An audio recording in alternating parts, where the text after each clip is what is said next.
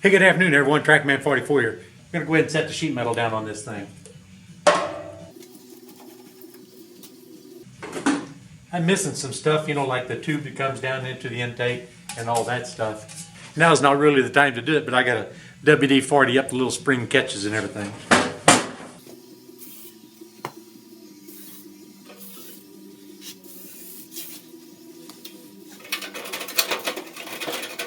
Okay, I think we're going to see if we can get that on there.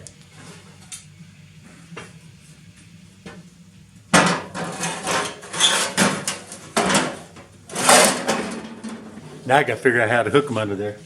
I ain't a big international guy, you know. Once I figured that out, man, those are a snap. It's been so long since I've taken this off there, I didn't even remember they were that simple.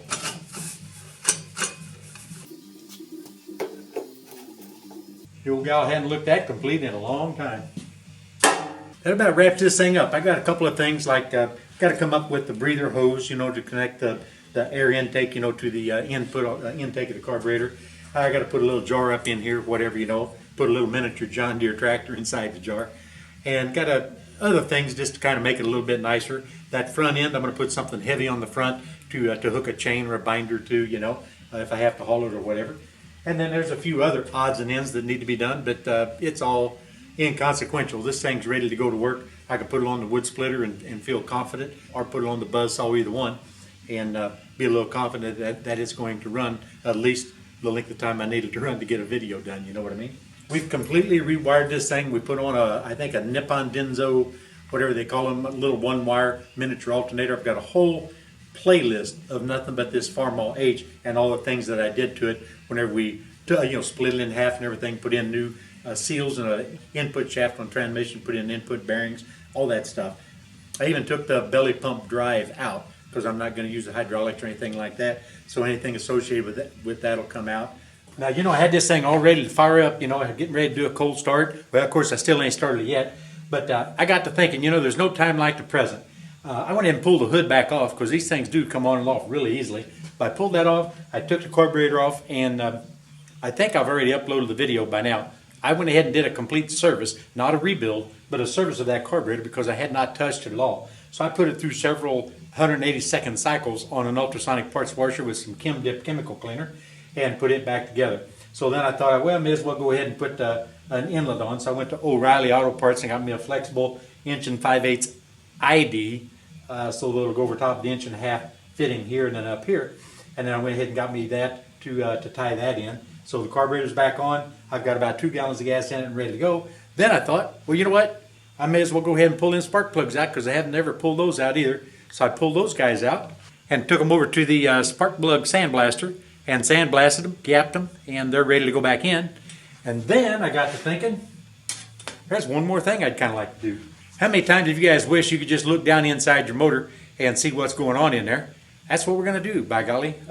Come along, I'm going to take you over to the other side. I'm going to do something I've never done before, and that's try to use a camera to film what a camera's looking at, if that makes any sense. I can't hook that directly to my cell phone or my camera, so I've got to take a video of the camera doing its thing. I'm going to try to hold this fancy camera that's got the end on it right here with the light. I'm going to stick that into the cylinder number 1. There we're going inside the spark plug hole. There's the top of the piston there. It's got a lot of oil, a lot of carbon on top of the piston. It's got a lot of oil residue coming down from the head gasket up there. That's not the best in the world, is it? Let's look in cylinder number 2.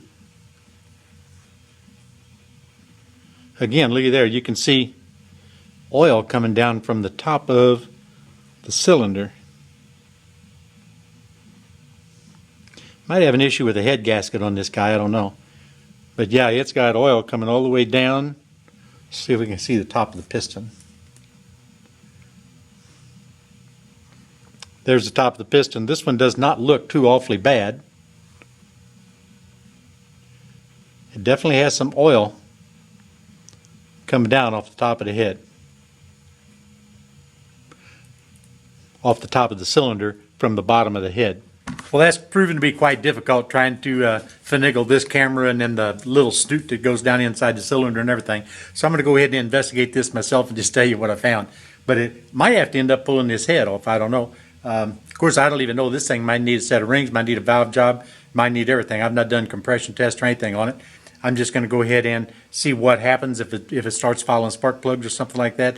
Then I'll know that it's pumping enough oil to where there's enough bypass in the rings that I'm going to have to do something to it. Or it might just be a bad head gasket. But typically if we have a bad head gasket, the pressure inside the cylinders is going to be blowing outward, just not going to be allowing the oil to come in. So the oil coming in would have to be after the engine shut off and the pressure's out of the cylinders, and what's laying in the in and around the head is actually seeping through the head gasket into the top of the cylinders, and then there to make it smoke and make it maybe burn the plugs or foul the plugs, whenever you first start up.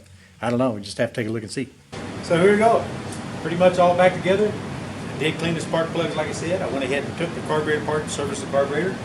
Did not rebuild it, just a servicing. Got the air, the inlet taken care of. I got fresh gas in the tank. We'll see what's going to happen. Remember, no matter if you're the only one in the shop, you never know what's going to happen. Somebody might have stopped by when you weren't here. Kids especially might have knocked your shifter lever. So always give this thing a shifter lever handshake whenever you're starting from the side like this. I don't care who you are, just good practice. So at any rate, I'm going to give her a little bit of a choke.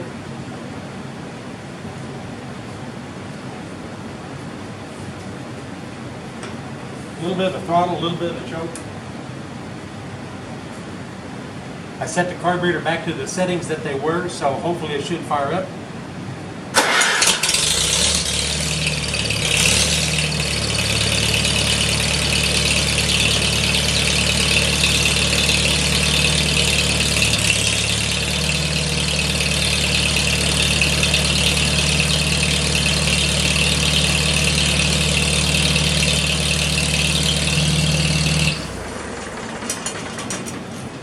Well, that's really good. That's encouraging anyway. So I'm going to go ahead and fire this thing up, run around outside. I don't know if I can get hooked onto the wood splitter today or not, but if I can, I'm going to hook onto the wood splitter and work it through its paces, kind of put a little bit of a load on this thing, because it's done nothing except roll the rock on my driveway once or twice last season once it got it running. But this will be the first time I'm actually going to be able to use it, with it reasonably close to being put back together. And I'm anxious to see what's going to happen with the spark plugs. I'm anxious to see if it's going to foul them. Or if it's going to burn a lot of oil or whatever, because this thing probably at the very least needs a valve job and probably needs a set of rings. If I go that far, I'm going to have to check the pistons for wear. I'm going to have to check the cylinders. May have to re-sleeve it if it's a sleeved engine. I'm not even sure it's a sleeved engine. I'm pretty sure it is, but I'm not even sure that. I've not been into the internationals that far before. But anyway, hey guys, this has been a fun one. And I'm really tickled to get another one ready for the workforce, man. So you know what? This is Tractor Man 44 and Layla, and we're out of here, guys.